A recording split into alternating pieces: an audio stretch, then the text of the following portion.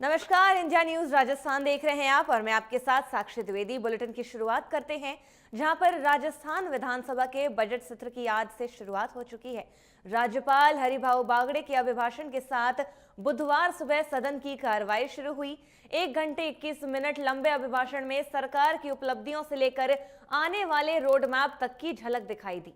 राज्यपाल ने बताया कि यमुना का पानी राजस्थान तक लाने की डीपीआर अब अंतिम चरण में है, जबकि इंदिरा गांधी नहर के जीर्णोद्धार पर अब तक 2800 करोड़ रुपए खर्च किए जा चुके हैं। राज्यपाल के निवेश के मोर्चे पर भी यहां पर सरकार की पीठ थपथपाई गई। उन्होंने कहा है कि राइजिंग राजस्थान समिट में हुए 35 लाख करोड़ रुपए के एमओयू में करीब 8 लाख करोड़ रुपए का निवेश अब जमीन पर उतर चुका है। राजस्थान आज निवेशकों की पहली पसंद बनकर उभर रहा है। साथ ही साथ आपको बताएं कि सामाजिक सुरक्षा योजनाओं का जिक्र करते हुए राज्यपाल ने बताया कि सरकार अब तक 12,000 करोड़ रुपए से ज्यादा की पेंशन दे चुकी है। वहीं अब गिव अप योजना के तहत 35 लाख सक्षम लोगों ने स्वेच्छा से राशन का लाभ छोड़कर जरूरतमंदों तक योजनाओं को पहुंचाने में सहयोग किया है। युवाओं के लिए भी बड़ी घोषणा सामने आई है, जहां पर सरकार ने युवा नीति के साथ 1 लाख नई भर्तियों का भी कैलेंडर जारी किया। खेलों में राजस्थान के बढ़ते कदमों की चर्चा करते हुए राज्यपाल ने बताया कि खेलो इंडिया यूथ गेम्स में प्रदेश के खिलाड़ियों ने 24 स्वर्ण सहित कुल 60 पदक जीतकर राज्य का नाम रोशन किया है। ऊर्जा क्षेत्र में भी बड़ा अपडेट दिया गया, जहां पर राजस्थान की पहली रिफाइनरी सह पेट्रोलियम कॉम्प्लेक्स परियोजना पर अब तक 63,500 करोड़ रुपए से ज्यादा खर्च हो चुका है और प्रोजेक्ट अंतिम चरण पर भी है। साथ ही घर घर कुकिंग गैस पहुंचाने के लिए बनाई गई नई कंपनी के जरिए अप्रैल से दिसंबर के बीच 53,000 से ज्यादा नए घरेलू गैस कनेक्शन भी दिए गए हैं। कुल मिलाकर राज्यपाल के अभिभाषण में सरकार ने विकास, निवेश, रोजगार और सामाजिक कल्याण को अपनी प्राथमिकता बताई। अब नजरें बजट और आगे की विधानसभा कार्रवाई पर टिकी हुई हैं। सरकार के प्रयासों से हमारा अपना राजस्थान निवेशकों के लिए पहली पसंद बनकर उभरा है। यहाँ का शांत वातावरण, मजबूत कानून व्यवस्था, बिजली पानी व्यवस्था और फ्रेंडली इकोसिस्टम दुनिया भर के निवेश को आकर्षित कर रहा है।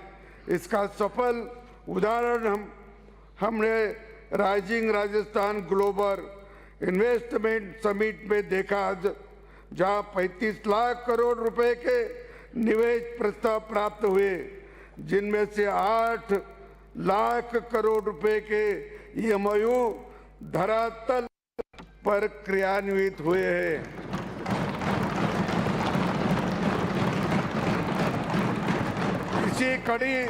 इसी कड़ी में प्रवासी राजस्थानियों को मातृभूमि से जोड़ने के लिए दिसंबर 2025 में प्रवासी राजस्थान दिवस का आयोजन किया गया है। देश दुनिया में राजस्थान का नाम रोशन करने हजारों प्रवासी राजस्थानी उमंग और उत्साह के साथ मातृभूमि में हुए इस आयोजन में सम्मिलित हुए। प्रवासी राजस्थानियों के हित संवर्धन के लिए राज्य सरकार ने डोमेस्टिक को एवं ओवरसीज राजस्थानी अफेयर्स डिपार्टमेंट का गठन किया है।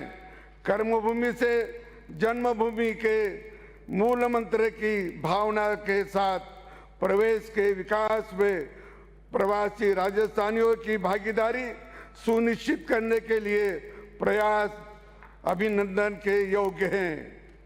औद्योगिक विकास का निवेश में आने वाले बाधाओं को दूर करने के लिए राज्य सरकार ने कई नीतिगत निर्णय लिए हैं। इनमें राजस्थान निवेश प्रोत्साहन योजना, ओडीओपी नीति, एमएसएसई नीति, एकीकृत क्लस्टर विकास योजना, logistics data centre, NRR policy, textiles